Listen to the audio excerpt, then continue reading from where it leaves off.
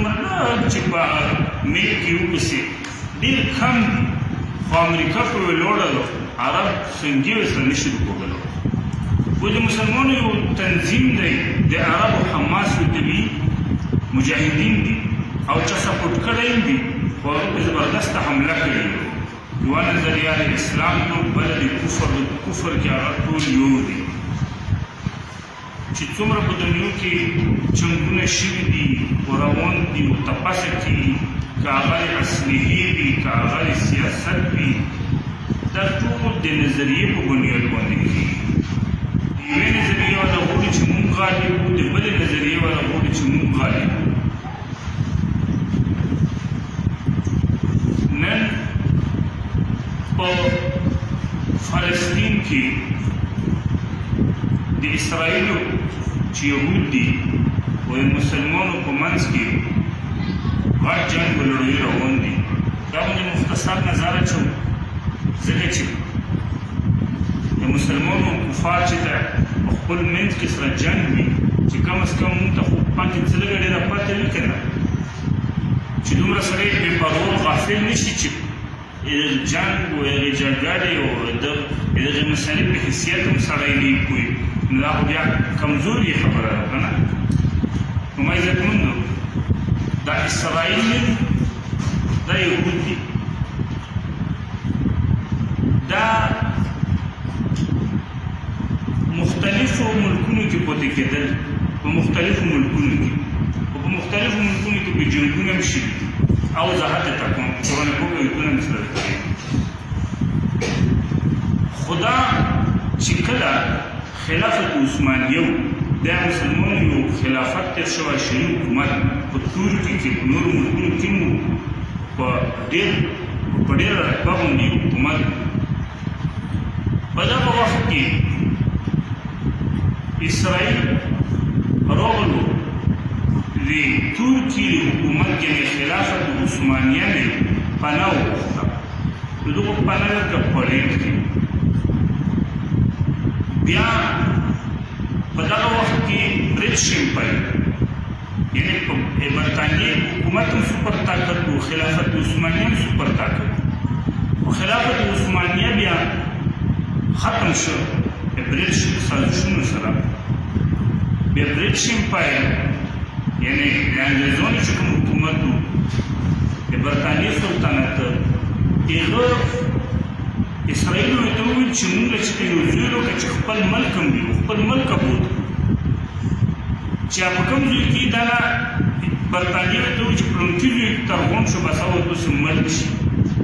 ده وویل چې نه موږ لا بیت المقدس سره نږدې ځای وکړه چې موږ اصلي وطندار یو نو بیا برطانیه ودرېده پرې خو دغه ځای یې راوسته څه ډېر وخته پورې برطانیې مرسته کوله بیا په دنیا کې مختلفو ځایونو کې یهود دغه ځای ته راغونډېدل اول یې صرف په مځکې پیسو اخیستې بېرته یو خپل حیثیت جوړ کړ په اوس وخت کې په اسرائیلو باندې امریکا ویلوړه ورته په برطانیه ویلوړه او دا نن ډېر کم دي ډېر ټول د عرب دي یو طرف ته ترکي دی نور عرب دي او په عربو کې په منځ کې دومره لږ چې په ملک کې وپسې ډېر کم دي خو امریکا په ویلوړه عرب سنګي ورسره نه شي وکړلی و د مسلمانو یو تنظیم دی د عربو حماس ورته وي مجاهدین دي او چا سپورټ کړی هم دي خو هغه په زبردسته حمله کړې کوم ځایونه چې اسرائیلو د عربو نه نیولي هغې بیا کې وغوښتل واپس سختې بمبارۍ په شروع کړي دي خو ډېر ژور خلک کې شهیدان کړل هغه اسرائیل مړه کړل ډېر خو چونکې هغوی سره خواږه جزونه دي بمبارۍ کوي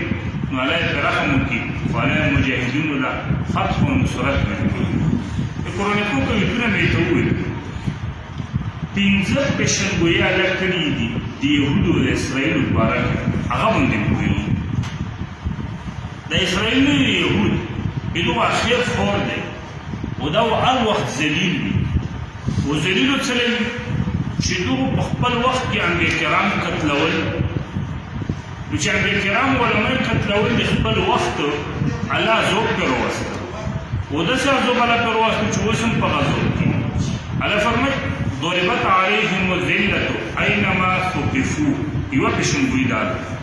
الله فرمای چې اسرائیل دا چې تم وی الله فرمای چې موږ ذلیل کړی ذلیل اينما ثقفوا دا ذلیل اوسه دا پسپین کې هټلر ته ولګي او داسې قتل کړ 3 लाख پسپین کې مردور کړي په جرمني کې اسرائیلونو وځبول په آسټریا کې وځبول په پولند کې وځبول او د ټول ملکونو نه وسه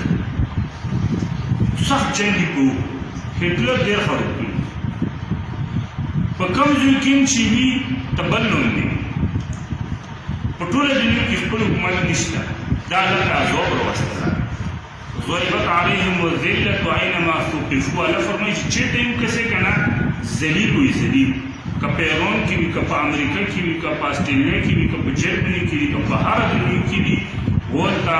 تبل ملک باندې تبل چالو باندې خپل ملک